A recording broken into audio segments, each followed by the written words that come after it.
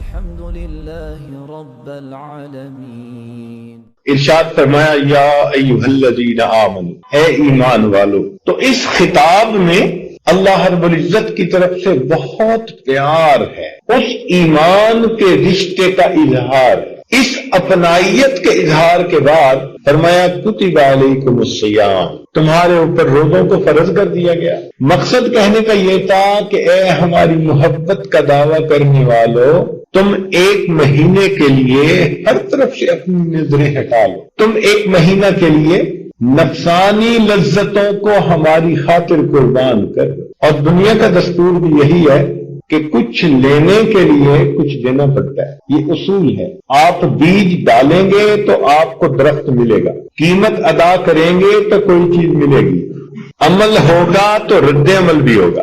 تو دنیا کا دستور ہے کہ کچھ پانے کے لیے کچھ دینا پڑتا ہے۔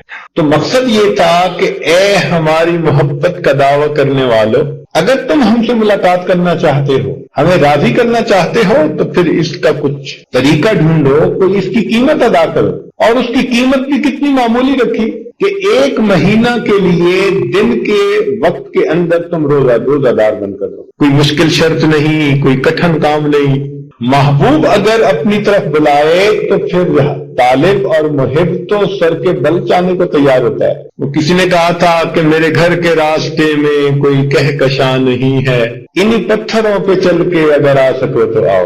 تو محبوب کے ہاں پتھروں پہ بھی سر کے بل چل کے جانا پڑے تو یہ بھی اعزاز ہوتا ہے۔ بلکہ لوگ کہتے ہیں جی کہ ہم اپنے محبوب کی خاطر اپنا مال لٹانے کو تیار، ہم اپنی جان دینے کو تیار۔ ارے دنیا کی نفسانی محبتوں کا حال دیکھو کہ ایک خاتون شیری نے اپنے چاہنے والے فرحاد سے کہا تھا کہ اس پہاڑ سے دودھ کی نہر نکالو، تو کتابوں میں لکھا ہے کہ اس نے پہاڑ کو کھودنا شروع کر دیا۔ اگر دنیا کی فانی محبوبوں کی خاطر لوگ پہاڑوں کو توڑنے پہ آمادہ ہو جاتے ہیں، تو اے ہمارے چاہنے والوں، تم ہماری ملاقات کی خاطر، ہماری رضا کی خاطر کیا ایک مہینے کے روزے بھی نہیں رکھ سکتے؟ تو فرمایا کتب علیکم الصیام، ہم نے تمہارے اوپر روزوں کو فرض کر دیا، اس لیے کہ اس روزے کے بدلے تمہیں میری ملاقات نصیب ہوگی۔ چنانچہ حدیث پاک میں آتا ہے، حدیث قدسی، قال اللہ عز وجل کل عمل ابن آدم لہ الا الصیام، انسان کے جتنے بھی اعمال ہیں ان کا اجر لکھا جاتا ہے سوائے روزے کے۔ فإنہ لی، اس لیے کہ روزہ میرے لیے ہوتا ہے، وَأَنَا أُجْزَى بِهِ، اور روزے کا بدلہ بھی میں آپ ہوں، روزے کے بدلے میں اس بندے کو مل جاتا ہوں۔ کتنی بڑی بات ہے۔ جو چاہنے والے ہوتے ہیں وہ تو محبوب کو چاہتے ہیں، چاہے کسی قیمت پہ انہیں ملے۔ وہ ایک فاسقہ کی بات ہے، اس شرط پہ کھیلوں گی پیا پیار کی میں بازی، اس شرط پہ کھیلوں گی پیا پیار کی میں بازی، جیتوں تو تجھے پاؤں، ہاروں گی تو میں تیری۔ کیا سمجھ میں بات آتی ہے کہ مقصود تو محبوب کا حصول ہے جیسے بھی ہو۔ تو ایمان والوں کے لیے یہ کتنی خوشی کی بات ہے کہ فقط ایک مہینہ کے روزے رکھنے کا بدلہ اللہ تعالیٰ فرماتے ہیں انا اجزا بہ، اس بندے کو میں مل جاتا ہوں۔ اب اتنی بات کرنے کے بعد کہ تم پر روزے فرض کر دیے گئے، ممکن تھا کہ لوگوں کے دل میں بات آتی جی کہ اللہ تعالیٰ ہم سے خفا ہو گئے، لہذا انہوں نے ہم پر پابندیاں لگا دی، تم کھا نہیں سکتے، پی نہیں سکتے، بیوی سے نہیں مل سکتے۔ تو اس وہم کو بھی دور کر دیا، فرمایا کما کتب علی الذین من قبلکم، یہ پابندیاں تم پر نہیں لگی، تم سے پہلے والے لوگوں پر بھی اسی عبادت کو فرض کیا گیا تھا، یہ اسی کی کنٹینیویشن ہے، کوئی نئی پابندی نہیں ہے۔ تم سے پہلے والے جو ہمارے عاشق دنیا میں گزرے، چاہنے والے گزرے، یہ عمل وہ بھی کرتے چلے گئے، تم بھی وہی عمل کرو۔ چنانچہ روزہ ایک ایسی عبادت ہے کہ جو عبادت تمام انبیاء نے کی۔ حضرت آدم علیہ السلام کے بارے میں آتا ہے کہ جب ان کو دنیا میں بھیجا گیا تو جو جنت کا حسن تھا وہ تو جنت میں ہی رہ گیا۔ تو ایک مرتبہ انہوں نے پانی میں جب اپنا چہرہ دیکھا اور وہ جنت کا حسن و جمال، وہ رعنائی ان کو نظر نہ آئی، تو وہ افسردہ ہوئے کہ اے اللہ، جنت کی پوشاک بھی مجھ سے لے لی گئی اور وہ حسن و جمال بھی لے لیا گیا۔ تو پھر ان کو ارشاد ہوا کہ تم مہینے کے 3 روزے رکھو، ان کو ایام بیز کہتے ہیں، 13، 14، 15 چاند کے اعتبار سے، کیونکہ ان تینوں تاریخوں میں چاند کی روشنی بھرپور ہوتی ہے، روشن راتیں ہوتی ہیں۔ تو ان روزوں کی برکت سے آپ کے اوپر نور چہرے پہ آئے گا کہ جو جنتی نور کا مشابہت رکھنے والا ہو۔ چنانچہ انہوں نے ایام بیز کے روزے شروع کیے۔ پھر اس کے بعد حضرت نوح علیہ السلام نے روزے رکھے۔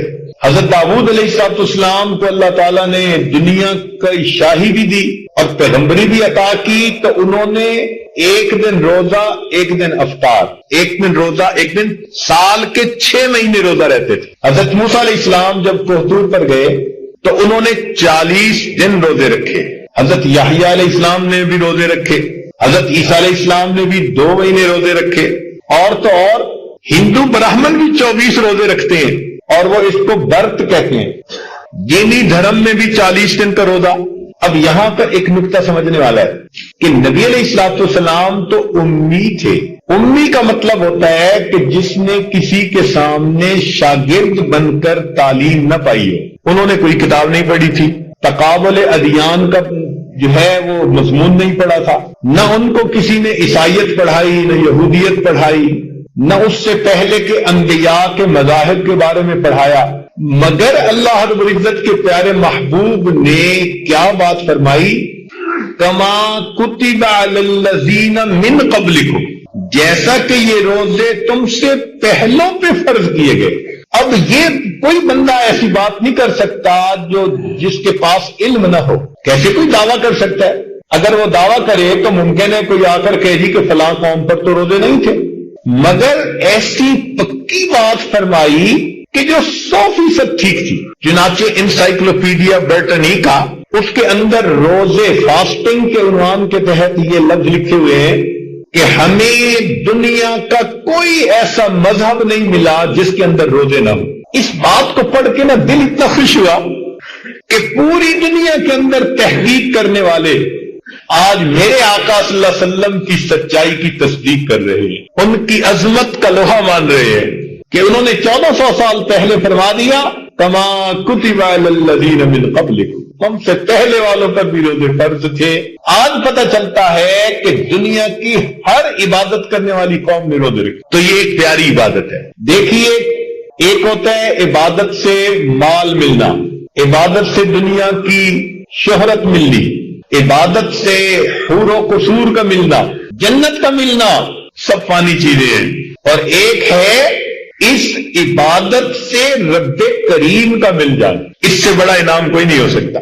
کہتے ہیں کہ ایک بادشاہ تھا، اس کی کئی بیویاں تھیں، مگر ایک سے اس کو ذرا زیادہ محبت تھی، تو دوسری بیویاں اس بات کو بڑا محسوس کرتی، آپس میں بات کرتی کہ خاندان میں ہم بہتر، حسن و جمال میں ہم بہتر، مال و منال میں ہم بہتر، فضل و کمال میں ہم بہتر، اور بادشاہ کی محبت کی وہ نظر ہم پہ نہیں اٹھتی جو اس پہ اٹھتی ہے، تو ہم بادشاہ سے پوچھیں گے۔ چنانچہ ایک دن انہوں نے سوال کیا کہ جی کیا مسئلہ ہے، ہم میں کس چیز کی کمی ہے؟ اس نے کہا اچھا میں کبھی تمہیں اس بات کا جواب دوں گا۔ کچھ دنوں کے بعد وہ بات ہی بھول گئی، تو ایک دن بادشاہ نے کہا کہ میں آج بہت خوش ہوں اور میں چاہتا ہوں کہ آپ لوگوں پر میں آج خوب اپنے انعام و اکرام کی بارش کر دوں۔ تو اس بات سے بیویاں جتنی خوش ہو سکتی ہیں وہ کسی اور بات سے تو نہیں ہو سکتی۔ چنانچہ اس نے خزانے سے بہت قیمتی ہیرے، موتی، جواہرات منگائے اور کہا کہ اچھا دیکھو، میں دیکھوں گا کہ کون تم میں سے کتنی اچھی چیز کو ڈھونڈتی ہے، اپنے لیے سلیکٹ کرتی ہے۔ چنانچہ اس نے سب رکھوا دیے اور کہا کہ جب میں اشارہ کروں گا تو تم میں سے ہر ایک اپنی پسند کی چیز پہ ہاتھ لگائے۔ چنانچہ اشارہ کرنے کی دیر تھی، کسی نے ہیرے پہ ہاتھ رکھا، کسی نے یاقوت پہ ہاتھ رکھا، کسی نے موتی پہ ہاتھ رکھا، کسی نے سونے پہ ہاتھ رکھا، سب نے اپنے اپنے ہاتھ مختلف چیزوں پہ رکھ لیے، اور وہ جس کی بادشاہ کے ساتھ کوئی خاص محبت کی بات تھی وہ اپنی جگہ کھڑی رہی۔ تو سب بیویاں ہنسنے لگی کہ آج اس بے وقوف کی بات کھل جائے گی، اس کی قلعی کھل گئی کہ یہ کتنی کم عقل اور بے وقوف ہے کہ یہ کھڑی ہے، اب اس کو معمولی چیز ملے گی۔ تو بادشاہ نے حیران ہو کر اس سے پوچھا کہ کیا بات ہے، آپ نے کوئی چیز نہیں اپنے لیے چنی؟ اس نے کہا بادشاہ سلامت میں آپ سے ایک چیز کی تصدیق چاہتی ہوں، آپ نے یہی فرمایا ہے نا کہ جو کچھ یہاں موجود ہے اس کے اوپر اگر تم ہاتھ رکھ لو گی تو وہ چیز تمہاری ہو جائے گی؟ اس نے کہا ہاں میں تو یہی کہہ چکا، تم نے کیوں دیر کر دی؟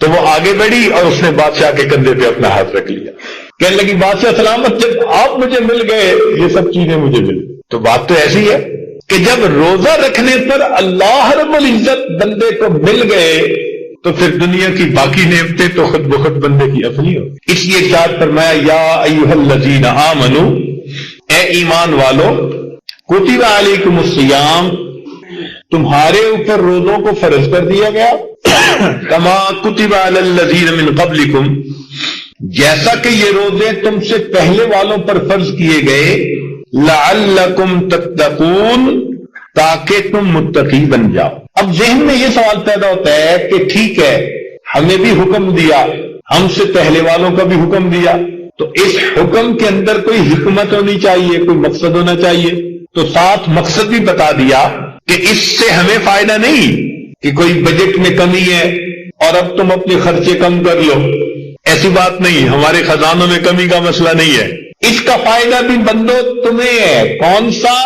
لعلکم تتقون، تاکہ تم متقی بن جاؤ، تم پرہیزگار بن جاؤ، تمہاری تربیت ہو جائے کہ تم نے اپنے نفس پہ قابو کیسے پانا۔ تو روزے کا اصل مقصد انسان کے اندر تقوی کا پیدا کرے۔ تو مقصود یہ تھا کہ اگر تم سال میں 30 دن ہمارے کہنے کے مطابق جائز چیزوں کو بھی دن میں چھوڑ سکتے ہو تو کیا باقی سال کے حصوں میں ناجائز چیزوں کو نہیں چھوڑ سکتے؟ اور جب تم اتنے اچھے کہ جائز چیزوں کو چھوڑ رہے ہو ہمارے کہنے پر، تو پھر سال کے باقی حصوں میں ناجائز چیزوں کو چھوڑنا تو بڑا ہی آسان ہے۔ تو یہ ایمان والوں کو اس مہینے کے اندر پریکٹس کروائی گئی، ریہرسل کروائی گئی، اپنے نفس پہ قابو پائے، ورنہ بندہ بے صبر ہو جاتا ہے اور اپنی خواہشات کی تکمیل کے لیے بھاگ اٹھتا ہے۔ تقوی انسان کے اندر صبر پیدا کرتا ہے، انسان اپنے نفس کو لگام دے سکتا ہے۔ اس لیے تمام تعلیمات کا خلاصہ وہ تقوی ہے۔ اللہ تعالیٰ ارشاد فرماتے ہیں یا ایھا الناس اعبدوا ربکم الذی خلقکم والذین من قبلکم لعلکم تتقون، اے انسانوں عبادت کرو اپنے پروردگار کی جس نے تمہیں پیدا کیا اور تم سے پہلے والوں کو بھی پیدا کیا، اور اس عبادت کا مقصود کیا؟ لعلکم تتقون، تاکہ تم متقی بن جاؤ۔ تو تمام عبادات کا نچوڑ اور خلاصہ انسان کا متقی اور پرہیزگار بن جانا۔ چنانچہ جتنی بھی عبادتیں ہیں ان کا مقصود تقوی ہی ہے۔ دیکھیں ہم قربانی کرتے ہیں، اللہ کے راستے پہ ایک جان قربان کرتے ہیں، اس قربانی کا مقصود کیا ہے؟ اللہ تعالیٰ فرماتے ہیں لن ینال اللہ لحومها ولا دماؤها ولکن ینالہ التقوی منکم، نہ اس کا خون پہنچتا ہے نہ گوشت ہمیں پہنچتا ہے، ہمیں تو تقوی پہنچتا ہے جس تقوی سے تم جانور کی قربانی کر رہے ہو۔ حج انسان کرتا ہے، بیت اللہ شریف کی زیارت کی، لیکن حج کا اصل مقصود کیا؟ وَمَن يُعَظِّمْ شَعَائِرَ اللَّهِ فَإِنَّهَا مِن تقوی القلوب، اس کا مقصد بھی تقوی۔ یہی روزے کا بھی مقصد لعلکم تتقون، تاکہ تم پرہیزگار بن جاؤ۔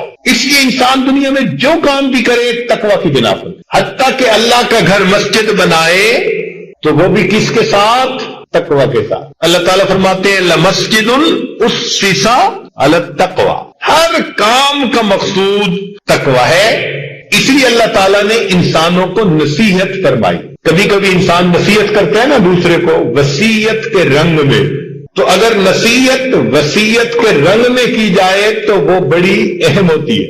چنانچہ اللہ تعالیٰ قرآن مجید میں ارشاد فرماتے ہیں، سنیں اور دل کے کانوں سے سنیں، فرمایا وَلَقَدْ وَصَّيْنَا الَّذِينَ أُوتُوا الْكِتَابَ مِنْ قَبْلِكُمْ، تحقیق ہم نے تم سے پہلے والے اہل کتاب کو بھی وصیت کی، وَإِيَّاكُمْ، اور تمہیں بھی وصیت کرتے ہیں، ان اتقوا اللہ، کہ تم اللہ سے ڈر جانا۔ تو قرآن مجید میں اللہ تعالیٰ اس کو فرماتے ہیں کہ ہم تمہیں وصیت کر رہے ہیں کہ تم متقی بنو۔ تو روزے کا اصل مقصود انسان کے اندر تقوی پیدا ہونا، اور تقوی کیا ہے کہ انسان تقوی کی بنا پر ناجائز مشتبہ ہر کام سے اپنے آپ کو بچاتا ہے، اس کو اپنے نفس پہ قابو نصیب ہو جاتا ہے، کنٹرول مل جاتا ہے۔ چنانچہ متقی لوگ جتنے بھی تھے وہ سب ہر طرح کے گناہوں سے بچنے والے۔ اب دیکھیے، انسان گناہ کرتا ہے حسد کی وجہ سے، حرص کی وجہ سے، شہوت کی وجہ سے، غصے کی وجہ سے۔ یہی چیزیں گناہ کا سبب بنتی ہے نا۔ ذرا قرآن مجید پہ نظر ڈالیے کہ اہل تقوی نے ایسی ایسی صورتحال میں بھی اپنے آپ کو گناہوں سے بچایا۔ اب ذرا دیکھیے، آدم علیہ السلام کے دو بیٹے حابیل اور قابیل۔ حابیل کی بیوی خوبصورت ہے، قابیل چاہتا تھا کہ یہ میرے نکاح میں آتی، جب نہ آئی تو اس کو بھائی سے حسد ہوا، اور حسد کی بنا پر اس نے اپنے بھائی کو کہا کہ میں تمہیں قتل کر دوں گا۔ تو بھائی نے آگے سے پتہ کیا جواب دیا؟ لئن بسطت الی یدک لتقتلنی ما انا بباسط یدی الیک لاقتلک۔ اے بھائی، تم اگر ہاتھ مجھ پہ اٹھاؤ گے نا کہ تم مجھے قتل کر دو، تو میں اپنا ہاتھ نہیں اٹھاؤں گا کہ میں تمہیں ماروں۔ انی اخاف اللہ، میں اللہ سے ڈرتا۔ اشتعال کے وقت میں بھی تقوی نے ان کو روک لیا کوئی ایسی بات کرنے سے جو اللہ تعالیٰ کو ناپسند ہو۔ تو غصے میں بھی متقی بندہ اپنے آپ پہ قابو پا لیتا ہے۔ عام طور پہ گناہ شہوت کی وجہ سے ہوتے ہیں۔ اب دیکھیے، وقت کی ملکہ ہے، فرسٹ لیڈی ہے، حسن و جمال کا پیکر ہے، اور سوچ سمجھ کے تنہائی میں، خلوت میں کنڈیاں تالے لگا کے حضرت یوسف علیہ السلام کو وہ بلاتی ہے اپنی طرف، وقالت حیت لک۔ اب جب حسن اشارے کرے تو پھر جوانی تو بے قابو ہوتی ہے، مگر کیا ہوا؟ اس نے کہا حیت لک، آگے سے جواب ملتا ہے قال معاذ اللہ، میں اللہ کی پناہ مانگی۔ تو تقوی ایسی چیز ہے کہ پھر اشتعال ہو، شہوت ہو، کوئی بھی صورتحال ہو، انسان قابو سے باہر نہیں ہوتا۔ عام طور پر ہم نے دیکھا کہ لوگ مال و منال کو دیکھ کے حرص میں پڑ جاتے ہیں، بے قابو ہو جاتے ہیں، ہاتھ مارتے ہیں، موقع جانے نہیں دیتے۔ قارون کی دولت ہے، لوگ اس کے خزانوں کو دیکھتے ہیں تو کہتے ہیں یا لیت لنا اوتی مثل ما اوتی قارون، یا لیت لنا مثل ما اوتی قارون، ہمارے پاس بھی اتنا ہوتا جتنا قارون کو ملا تھا۔ تو ایسی صورت میں وقال الذین اوتوا العلم ویلکم، کہا ان لوگوں نے جن کے پاس علم تھا اور تمہارا ناس، ثواب اللہ خیر، اللہ کے پاس جو اجر ہے وہ اس مال و دولت سے زیادہ بہتر۔ تو معلوم ہوا کہ تقوی جب دل میں ہوتا ہے تو انسان نہ حرص کرتا ہے، نہ اشتعال میں آ کر گناہ کرتا ہے، نہ اپنی شہوت کی بنا پر گناہ کرتا ہے۔ استقامت اس کے اندر ایسی آ جاتی ہے کہ غم کے پہاڑ اس پر توڑ دیے جائیں تو وہ اس کے پائے استقامت کے اندر کوئی تزلزل نہیں آتا۔ چنانچہ حضرت موسیٰ علیہ السلام پر جادوگر ایمان لے آئے، دل اللہ کی محبت سے روشناس ہو گیا، تقوی دل میں آ گیا۔ فرعون کو برا لگا، اس نے کہا میری اجازت کے بغیر تم نے یہ کام کیسے کر لیا؟ اب میں تمہارے ہاتھ اور پاؤں کو جو مخالف ہمت کے ہیں ان کو کاٹوں گا۔ یہ اس زمانے میں بڑی سزا ہوتی تھی، ہاتھ کاٹ دینا چھوٹی سزا کہ ایک ہاتھ سے وہ زندگی گزار لے گا، ہاتھ اور ٹانگ ایک سائیڈ کی کاٹ دینا یہ بھی چھوٹی سزا کہ دوسرے سائیڈ کے ہاتھ پاؤں سے وہ اپنی ضرورتیں پوری کر لے گا۔ وہ سمجھتے تھے اگر بازو ایک سائیڈ کا کاٹے اور ٹانگ دوسری سائیڈ کی کاٹے تو نہ یہ بیلنس رکھ سکتا ہے نہ کوئی کام کر سکتا ہے، یہ سب سے بڑی سزا تھی۔ تو فرعون نے کہا کہ میں تمہیں یہ سزا دوں گا، مگر دل میں تقویٰ آ چکا تھا۔ انہوں نے کہا نہیں، اب ہم نے ایمان حقیقی کی لذت کو پا لیا، فَقْضِ مَا أَنْتَ قَاضٍ، جو تو کرنا چاہتا ہے تو کر گزر، ہم اپنی جگہ سے پیچھے نہیں ہٹ۔ عورت ذات کمزور ہوتی ہے، ذرا سی بات پہ خوف زدہ ہو جاتی ہے۔ قرآن مجید نے آسیہ بنت مزاحم جو فرعون کی بیوی تھی اس کا بھی تذکرہ کیا کہ جب وہ ایمان لے آئی تو اس کو بادشاہ نے اس وقت کہا کہ میں تمہیں چھوڑ دوں گا۔ اب بیوی کے لیے اس سے بڑا غم کوئی نہیں ہوتا کہ خامد اس کو دھمکائے کہ میں تمہیں چھوڑ دوں گا یا خامد یہ کہے کہ میں تمہیں گھر سے نکال دوں گا۔ عورت کے لیے بے گھر ہو جانا اس سے بڑی سزا کوئی نہیں، بے سایہ ہو جانا اس سے بڑی سزا کوئی نہیں۔ اور وہ کوئی عام عورت نہیں تھی، وقت کے بادشاہ کی بیوی تھی۔ فرعون نے اپنی پوری رعایا میں سے اس کے حسن و جمال کی وجہ سے اس کو چنا تھا۔ وہ پیکر حسن و جمال عورت، اس کو بادشاہ کہتے ہیں میں تجھے محل سے نکال دوں گا، آج کے بعد تیرا سٹیٹس ختم، تو ذلیل ہو جائے گی۔ لیکن اس کا دل اس عورت کا ایمان کی لذت سے آشنا ہو چکا تھا، چنانچہ اس وقت جب بادشاہ نے اس کو محل سے نکال دیا، اللہ تعالیٰ سے دعا کرتی ہے رب ابن لی عندک بیتا فی الجنہ، اے اللہ اس فرعون نے تو مجھے اپنے محل سے دھتکار دیا، میں عورت زاد ہوں، اے اللہ اس گھر کے بدلے میں مجھے جنت میں اپنے قرب کا گھر عطا فرما دی۔ تو معلوم ہوا کہ تقویٰ جب اندر آتا ہے تو انسان کے اندر اعمال پر بھی استقامت آتی ہے، اور وہ پھر مختلف طرح کے گناہوں سے بھی آسانی سے بچ جاتا ہے۔ اس لیے روزے کا اصل مقصود کیا ہے؟ فقط بھوکا پیاسا رہنا نہیں ہے۔ ذرا توجہ سے سنیے، روزے کے 3 درجے ہیں۔ ایک ہے عوام الناس کا روزہ۔ یہ عوام الناس کا روزہ کیا کہ انہوں نے دن کے اوقات میں کھانا نہیں، پینا نہیں، میاں بیوی والا معاملہ نہیں، 3 چیزوں سے بچنا ہے۔ جو بچ گیا یہ عوام الناس کا روزہ ہو۔ لیکن ایک ہوتا ہے خواص کا روزہ، اللہ کے نیک بندوں کا روزہ، صالحین کا روزہ۔ اور وہ روزہ کیا ہوتا ہے کہ جس طرح کھانا پینا جماع اس سے پرہیز کرنا ہے، جسم کے کسی عضو سے بھی گناہ نہ ہو اس کی بھی وہ پابندی کرتے ہیں۔ چنانچہ روزہ دار آدمی آنکھ بھی روزے دار، زبان بھی روزے دار، کان بھی روزے دار، نہ آنکھ ناجائز چیز کو دیکھے، نہ زبان سے کسی کی غیبت نکلے، جھوٹ نکلے، بہتان نکلے، نہ کان سے کوئی غلط بات سنے۔ تو روزہ دار بندہ سر کے بالوں سے لے کے پاؤں کے ناخنوں تک روزہ دار، جو اس طرح روزہ دار بن کر رہے کہ پورا جسم اس کا شریعت کے مطابق ہے، یہ خواص کا روزہ، خاص لوگوں کا روزہ ہوتا ہے۔ اور حدیث پاک میں بھی اسی کو روزہ کہا گیا۔ سنیے نبی علیہ السلام کا ارشاد فرمان عظیم الشان، ارشاد فرمایا لیس الصیام من الاکل والشرب، کہ روزہ کھانے اور پینے سے بچنے کا ہی نام نہیں، انما الصیام من اللغو والرفث، روزہ تو ہوتا ہے لغو سے اور فحش کاموں سے بچنے کی وجہ۔ اب روزہ بھی رکھا اور انڈیا کے گانے بھی سنے، روزہ بھی رکھا اور بازار میں جاتے غیر محرم کا نظارہ بھی کیا، روزہ بھی رکھا اور لوگوں پہ بہتان لگائے، جھوٹ بولے، دھوکے دیے، تو ایسا روزہ پھر اللہ کے ہاں اتنا اجر نہیں پاتا۔ یہ ظاہر داری کر رہا ہے، حقیقت روزہ نہیں ہے اس کے پاس۔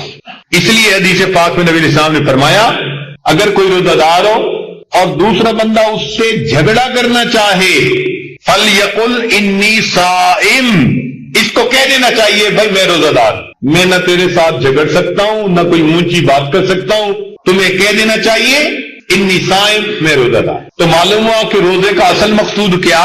اپنے جسم کو گناہوں سے بچانا۔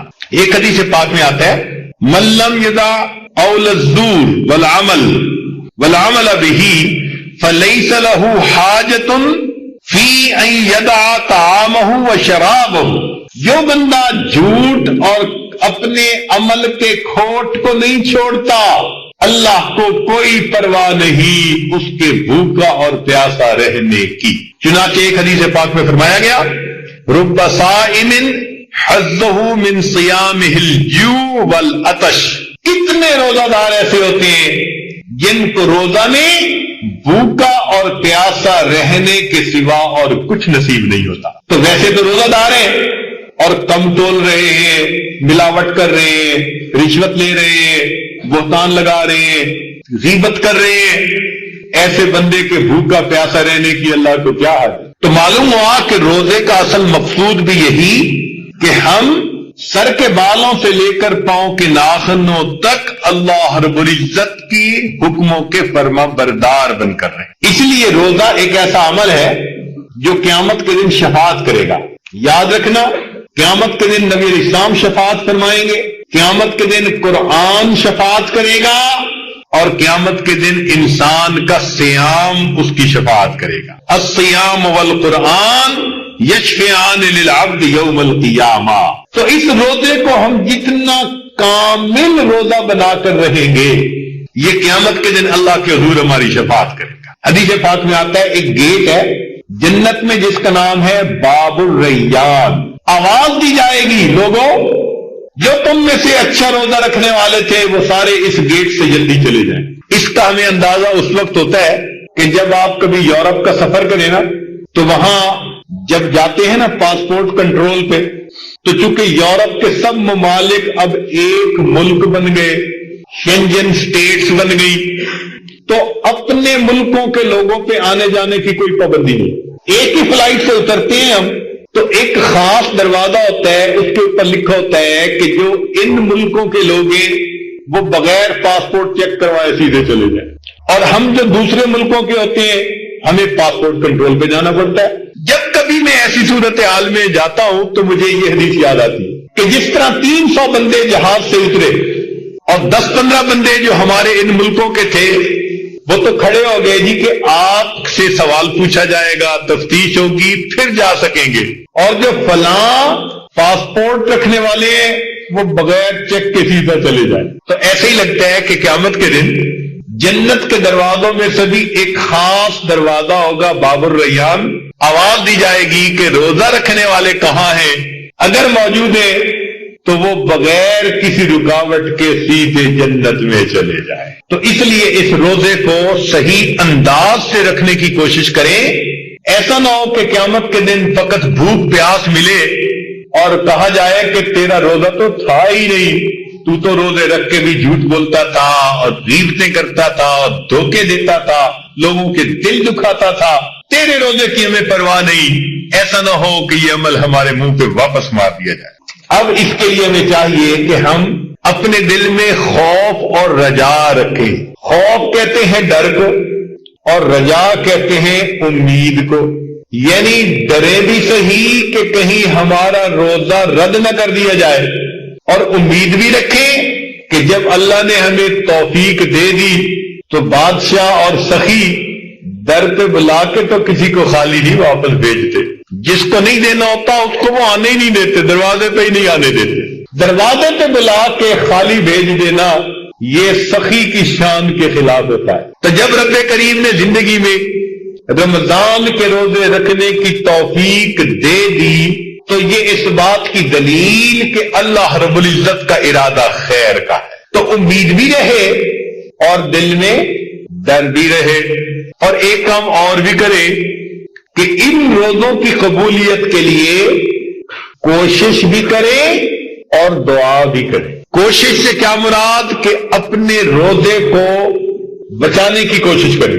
ہم یوں ہی سمجھیں ہم نے روزہ رکھ لیا، اب آنکھ غلط اٹھے گی تو ہمارے روزے کی حقیقت ختم، زبان سے جھوٹ نکلے گا روزے کی حقیقت ختم، ہم نے کوئی کام خلاف شرع کیا روزے کی حقیقت ختم۔ تو اپنے روزے کو بچانے کی بھی کوشش کریں، اور دعا سے کیا مطلب کہ شام کو افطار کے وقت ہم اللہ سے دعائیں بھی مانگیں، اے مولا ہم آپ کے بندے ہیں، کمزور ہیں، ہم نے ایک عمل کے لیے کوشش تو کی مگر اس میں یقیناً کوتاہیاں رہ گئی، کمیاں رہ گئی، میرے مولا ہماری کمزوریوں کو دیکھتے ہوئے ہم پر مہربانی فرما اور اس کو قبول کر۔ ایسا ہی مثال ہے ہماری کہ بچہ اگر پہلی جماعت میں جائے نا تو واپسی پہ اپنی تختی کے اوپر نا کچھ لکیریں لگا کے لے آتا ہے، وہ ٹیڑھی میڑھی پڑھی بھی نہیں جاتی، اور آ کے خوش ہو کے کہتے ہیں ابو آج استاد نے مجھے تختی لکھوائی، میں نے لکھی۔ اب جب باپ دیکھتا ہے تو نہ الف سی دی نہ با ایسی، پڑھی بھی نہیں جاتی، مگر باپ اس کو انعام دے دیتا ہے۔ وہ انعام اس کی خوشخطی کا نہیں ہوتا، وہ انعام باپ کی شفقت کی وجہ سے اس بچے کی محنت کا ہوتا ہے۔ وہ سمجھتا ہے یہ کمزور ہے لیکن لکھی تو ہے نا اس میں۔ ہماری عبادتیں ایسی ہی ہیں، اے مولا آپ جانتے ہیں کہ ہم کمزور ہیں اور ہمارے اندر اتنی خرابیاں ہیں، ہم نے روزہ رکھ کر اس کی حفاظت کرنے کی کوشش تو کی لیکن پوری طرح حق تو ادا نہ کر سکے. اب اللہ اس میں جو بھی کوتاہیاں ہیں اس کو معاف کر کے ہم محتاج ہیں، دامن پھیلائے بیٹھے ہیں. اللہ ہمارے دامن کو بھر دیجئے، ہمیں اپنے در سے خالی نہ لوٹائیے. اس لیے کہ دنیا میں ہمارے لیے ایک ہی در ہے. سن فریاد میرے سونے اللہ تے میں ہور سناواں کینوں، تیرے جیا مینوں ہور نہ کوئی تے میرے جیا لکھ تین. اللہ تو ہمیں رد کر دے گا، تجھے کوئی فرق نہیں پڑتا. فرق تو ہمیں پڑتا ہے، ہماری زندگی کا مسئلہ ہے، ہمارا آخرت کا مسئلہ ہے. مہربانی فرما اور ہمیں قبول فرما لے. تو جب ہم افطاری کے وقت دعا بھی کریں، عاجزی بھی کریں، تو یقیناً اللہ رب العزت ہماری اس عاجزی کو قبول فرما کر ہماری ان دعاؤں کو قبول کر لیں گے. ایک بات یاد رکھ لینا کہ نبی علیہ السلام نے ایک موقع پر فرمایا تھا آمین. صحابہ نے پوچھا کہ اللہ کے نبی آپ نے کس بات پر کہا؟ تو فرمایا کہ جبرائیل امین نے 3 بددعائیں دی. ایک ان میں سے یہ تھی برباد ہو جائے وہ شخص جس نے رمضان کا مہینہ پایا اور اپنی مغفرت نہ کروائی اور میں نے اس پر کہہ دیا آمین. اب سوچ لیں کہ رمضان کے بعد ہمارے لیے عید ہوگی یا وعید ہوگی. جن کی مغفرت ہوئی ان کی تو عید بن جائے گی اور جن کی مغفرت نہ ہوئی ان کے لیے وعید بن جائے. اور چاہنے والوں کو تو اس موقع پہ اللہ سے اللہ کو مانگنا چاہیے. وہ ایک بزرگ سے کسی نے پوچھا تھا کہ حضرت عید کب ہوگی، حضرت عید کب ہوگی؟ تو انہوں نے آگے سے عجیب بات کہی، فرمانے لگے جب دید ہوگی تب عید ہوگی. جب دید ہوگی تو بھائی جب اللہ تعالیٰ کی ملاقات ہوگی اصل عید تو وہ ہے.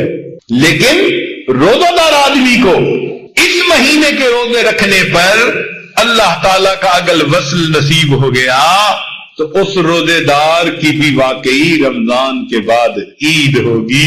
اللہ رب العزت ہمارے ان روزوں کو قبول فرمائے اور ہمیں تقوی کے ساتھ زندگی گزارنے کی توفیق عطا فرمائے. وآخر دعوانا ان الحمد للہ رب العالمین. سنتیں پڑھ لیجیے.